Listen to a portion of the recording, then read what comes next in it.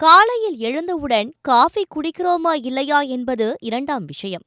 ஆனால் கைபேசியை எடுத்து வாட்ஸ்அப் நோட்டிபிகேஷன் பார்க்குவது பலருக்கு முதல் பழக்கமாகிவிட்டது. யாராவது மெசேஜ் அனுப்பியிருக்கிறார்களா, என்ன விசேஷம் என்ற ஆர்வம் இதுவே இன்று கோடிக்கணக்கான மக்களின் தினசரி வாழ்க்கையின் ஒரு பகுதியாகிவிட்டது.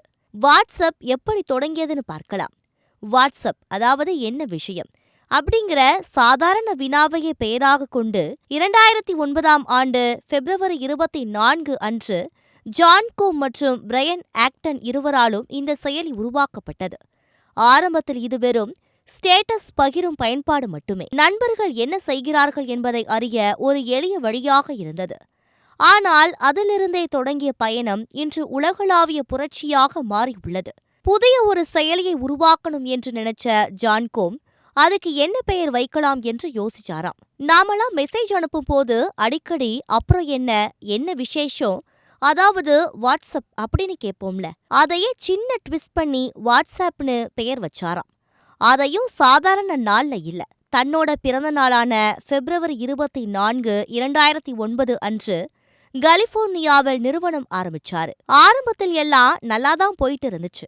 ஆனா கொஞ்ச நாள்லயே ஆப்பிள் சில டெக்னிக்கல் பிரச்சனைகள் வந்துச்சு. பல நாட்கள் அந்த பிரச்சனை சரியாகாம நீடிச்சுது. அதால ஜான் கோம் ரொம்ப மன அழுத்தம் அடைஞ்சாரு. இந்த ப்ராஜெக்ட் வேலைக்காகாதே போல விடலாமான்னு கூட யோசிச்சாராம். அந்த நேரத்துல தான் பிரையன் ஆக்டன் துணை நின்றார். கைவிடாதே, இன்னும் கொஞ்சம் முயற்சி பண்ணலாம்னு ஊக்கப்படுத்தினார். அதுக்குள்ளே ஒரு பெரிய டேர்னிங் பாயிண்ட் வந்துச்சு. ஆப்பிள் ஐஎன்சி புஷ் நோட்டிபிகேஷன் வசதி அறிமுகப்படுத்தியது. அதை பயன்படுத்தி வாட்ஸ்அப் மெசேஜ் வந்தவுடனே அறிவிப்பு காட்ட ஆரம்பிச்சது. இது அவர்களுக்கு ரொம்ப பெரிய வாய்ப்பா அமைஞ்சது. ஆனா இன்னும் வளர்ச்சி அதளவுக்கு வேகமாயில்ல. அப்போ ஜான் கோம் மீண்டும் பிரையன் ஆக்டனிடம் உதவி கேட்டார். பிரையன் ஆக்டன் தன்னோட யாஹூ நண்பர்களிடம் பேசி $250,000 அமெரிக்க டாலர் நிதி திரட்டி கொடுத்தார். அந்த முதலீட்டின் மூலம் அவருக்கு இணை நிறுவனர் பதவி கிடைத்தது. அந்த நாளில் இருந்து ஆரம்பிச்ச வளர்ச்சி இன்று வரைக்கும் குறையவே இல்லை.